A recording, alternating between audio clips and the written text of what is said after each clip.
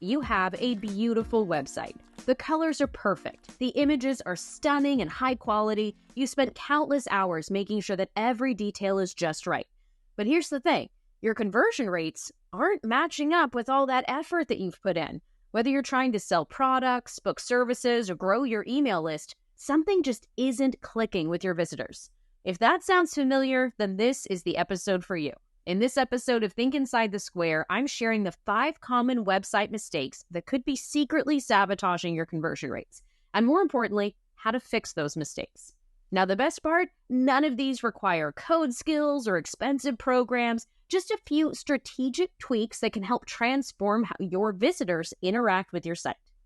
Welcome to Think Inside the Square, a podcast full of tips and tricks to help you create a website that you're proud of. I'm your host, Becca Harpain, Squarespace expert and educator, and creator of InsideTheSquare.co. In this episode, we are diving into the world of website conversions, what's stopping them, and how to fix it. For a transcript of this episode, along with the links to any resources mentioned, visit InsideTheSquare.co/podcast. Now, before we dive into these 5 mistakes, I want to share something that happened to me recently. I was reviewing a website for a client, doing one of my website strategy calls. They had this beautiful design, gorgeous brand colors. Clearly, a lot of thought went into this. But when I asked them what action they wanted visitors to take, they couldn't give me a clear answer. And that's when I realized this was such a good topic for my podcast. So many of us are focused on how our websites look that we forget about why we make them in the first place. The truth is, your website is not just a digital business card. It needs to be the hardest working team member because it's available 24/7 and it's there to convert visitors into subscribers, leads, and customers. But just like any team member, your website needs clear direction and the right tools to do its job effectively. So that's what we're going to cover in today's episode. I'm going to be sharing the 5 common mistakes that might be holding your website back from performing at its best. By the end of this episode, you will know exactly what to look for on your own website and how to fix it. So let's kick this off by talking about your text, the actual language that you use on your homepage. When someone lands on your website, you've got about 5 seconds to grab their attention and let them know that they're in the right place. If your copy is complicated, you're not just losing their attention, you're losing conversions. I see this mistake all the time when I'm doing website reviews. Business owners get so caught up in trying to sound professional or demonstrate their expertise that they throw in buzzwords and they forget the most important rule of website copy. Clarity is key. Let me give you a real example. A few months ago, I was working with a client who offers virtual assistant services, and her original homepage headline read, "Empowering Entrepreneurs Through Comprehensive Administrative Solutions." Sounds super professional, right? It absolutely is, and it makes sense, but it wasn't converting. We changed it to, "I handle your admin tasks so you can focus on what you do best, growing your business."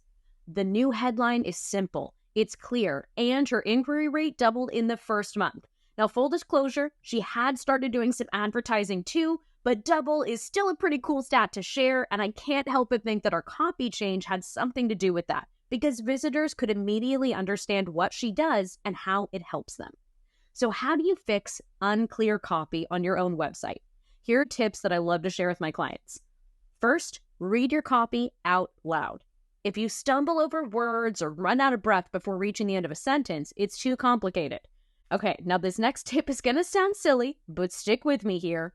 Read it like a robot. Yes, like a robot. Take all the inflection out of your voice to see if those words still make an impact when you can't put your own emphasis on terms.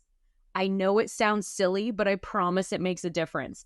When we write copy ourselves, we subconsciously put emphasis on the right words so that it makes sense to us. If you read it out loud without emphasizing any specific term, you'll be able to identify if any parts of that statement are unclear.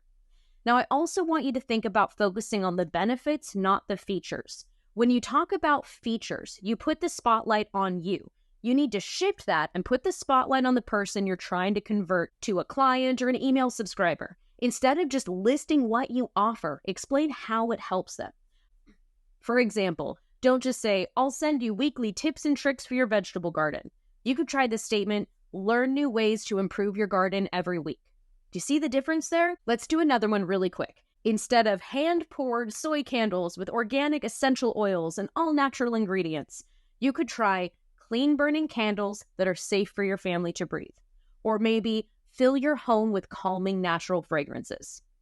All right, let's move on to mistake number 2. Those fancy decorative fonts that look amazing. I totally respect the beautiful typography, but so many trendy fonts are practically impossible to read.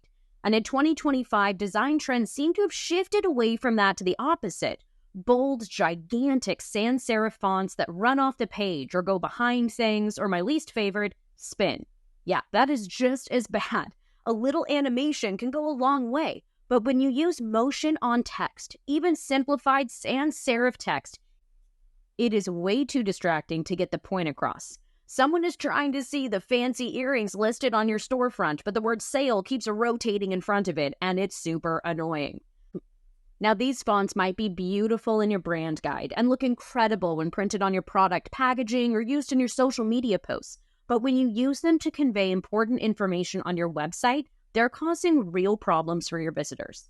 Every time someone has to squint, zoom in, or spend extra time waiting for that animation rotation to come back around just so they can decode your text, you are adding some serious friction to their user experience. And friction is the enemy of conversions. So how do you fix this? First, stick to a maximum of 3 fonts on your site. I know your brand guide probably has 4, maybe even 5, but for your website, less is more. Pick 1 main font for headlines, 1 for body text, and if you have to, an emphasis font for a 3rd. Now, the next tip is to save those decorative fonts, those emphasis fonts I just mentioned, save them for special occasions. Maybe a simple accent on the About page of your website, or where you have a client testimonial, you can highlight something that they're saying using your accent font. Everything else should be in easy-to-read fonts. Now, my 3rd tip is to test your font choices, size, and placement on multiple devices.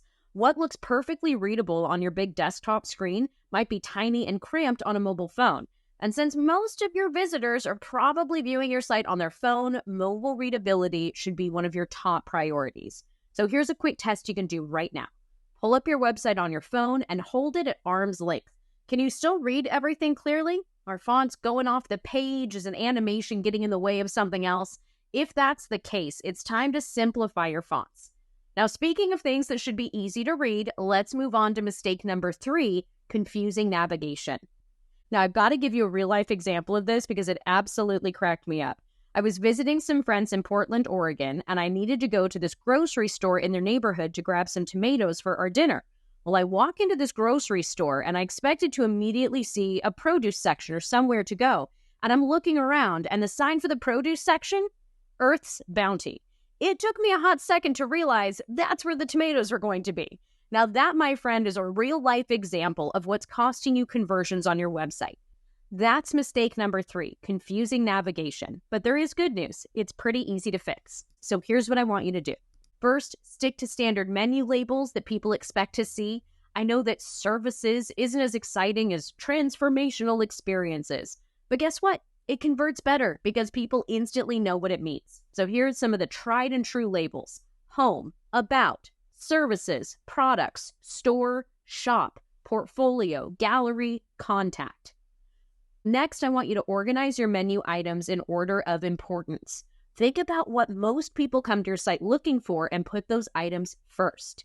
And then my last tip here, and this is something that I see people struggle with all the time, is I want you to limit your main menu items to no more than 5 options. If you need to have more pages than that, use drop-down menus or move less important pages to the footer of your website. It doesn't all have to be there in the header. I want you to remember that every additional menu item makes it harder for visitors to find what they're actually looking for. And the smaller a screen gets, the more scrunched that menu is going to get, which will make it very difficult to clearly read what's there or even click on things. Now let's move on to mistake number 4, too many choices.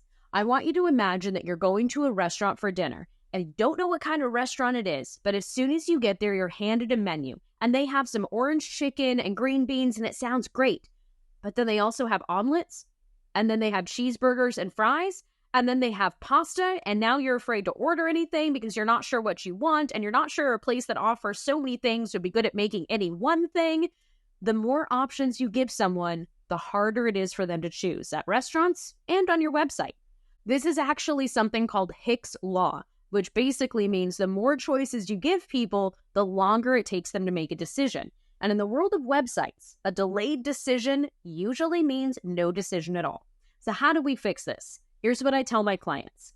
First, I want you to identify one primary action that you want visitors to take on each individual page. Just one. Now, this doesn't mean that you can't have other options. It just means that you need to decide which one is most important. Is it joining your email list? Is it booking a call, making a purchase? Pick one main goal per page. Once you have that goal in mind, I want you to make that primary action stand out visually. If everything on your page is screaming for attention, nothing gets hurt. Your primary call to action should be the most visually prominent element on the page. It should be the only thing in that color or the largest button of them all. Make it visually different than anything else in size, color, and or position. Now, the next step is to move your secondary actions to less prominent positions. They can still be there, but they shouldn't compete with the main goal. That might mean moving some things to your footer or maybe saving them for other pages where they make more sense as the primary action for that page. Now, if you can't decide what needs to be the main call to action, that actually leads us perfectly into mistake number 5. Mistake number 5 is never testing anything on your website. Now, I'm a total numbers nerd, and I love tracking data about actions taken on my website.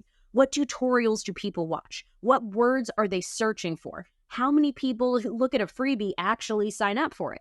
I think those numbers are fascinating, and every single month, I make changes to my website content based on that data. I try new things to see if it clicks. And that is mistake number 5, not being willing to try new things. So we covered a lot in this episode. I'm going to give you a quick recap of all 5 mistakes. But again, mistake number 5 is not being willing to test things. You need to be willing to make changes on your website to see what resonates with your audience.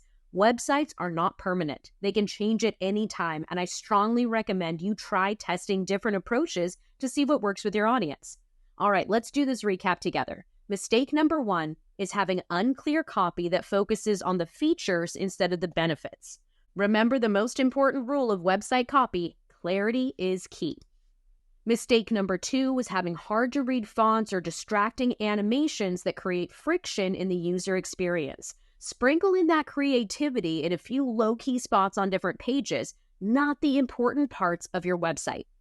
Mistake number 3 is having confusing navigation with creative labels instead of clear standard menu items.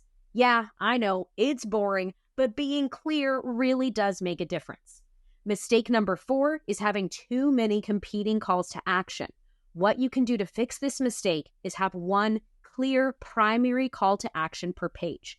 And mistake number 5 is never testing anything new on your website. You have the ability to change your website at literally any time, and I want to strongly encourage you to do that. If you're seeing conversions drop off or there aren't as many people purchasing a product that you think should be, try mixing things up. Try changing the font style, the imagery, the headlines. You've got a lot of different options, even some suggestions from this specific podcast itself.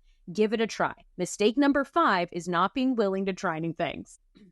Now, I've thrown a lot of information at you in this episode of Think Inside the Square, and you probably already have a to-do list for your website. I don't want you to feel overwhelmed. Instead, I want you to take one action right now. You ready? Here it is. Open your website on a new device, maybe your phone if you usually look at it on your computer or vice versa. What I want you to do is set a timer for 5 seconds, look at your homepage, and then close it.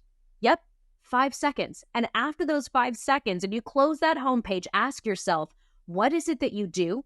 Who do you help? And what's the main action that someone should take?